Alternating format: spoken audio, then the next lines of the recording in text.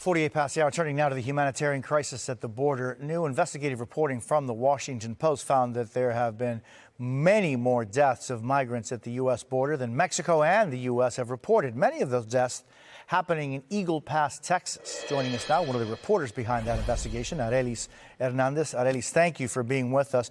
In your reporting, you found that between 2017 and 2023, over 1,000 people drowned trying to cross the Rio Grande near Eagle Pass, with those numbers spiking in 2022. What caused that?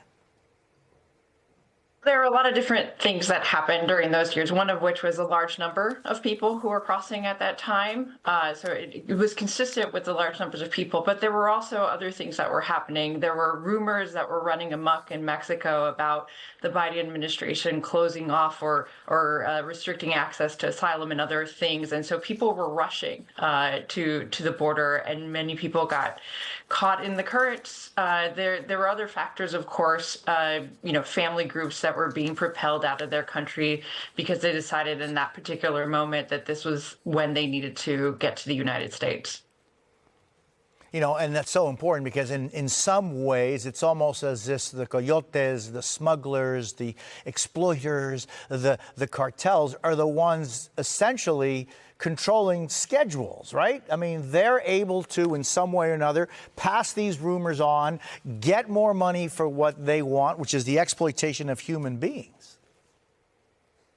Part of the formula. I think reality is a little bit more complicated. Yes, they do sort of control the scheduling, but they're also responding to the realities that they're facing in terms of enforcement, right? If I'm someone who is offering a migrant opportunity to cross the border, I'm going to maybe charge a premium at this point of the Rio Grande because I know people drown here and it's particularly dangerous. Or I might use a little raft or a boat and charge even more money. And so, none of this happens in isolation. People who are involved in organized crime are themselves responding to whatever enforcement is happening on the other side of the river. And in this case, Operation Lodestar was in full swing.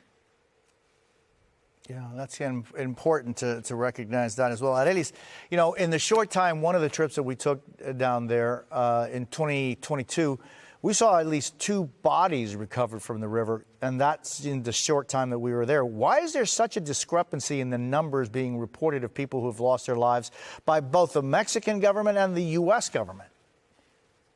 Well, the main reason is there really isn't a consistent or standardized way to report these deaths or to collect that information.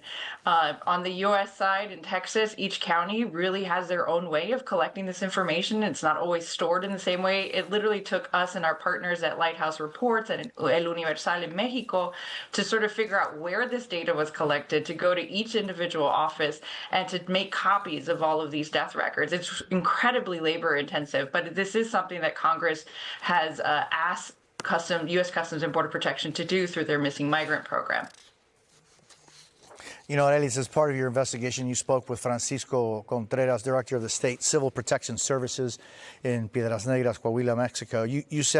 He said to you, quote, we always ask them why risk their children? And they always tell us they'd rather die here in this river than back in their home countries.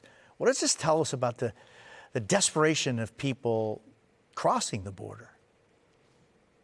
There are few, if any, migrants that I've spoken to who ever said, I wanted to leave my country. Like, I wanted to leave my family. I wanted to leave my culture. People leave for any number of overlapping reasons. We can't even, dismiss it as economic migrant because it's one in many factors that people move. It's the most basic human thing is to migrate when things are not working out in one place to go to another. In some cases, it's oppression from a political or because of their identity. Sometimes it's just I can't feed my child. Having spent time in Venezuela and seen some of these things myself, these people have decided that their future cannot be in Venezuela, and the United States is the next viable option in their minds.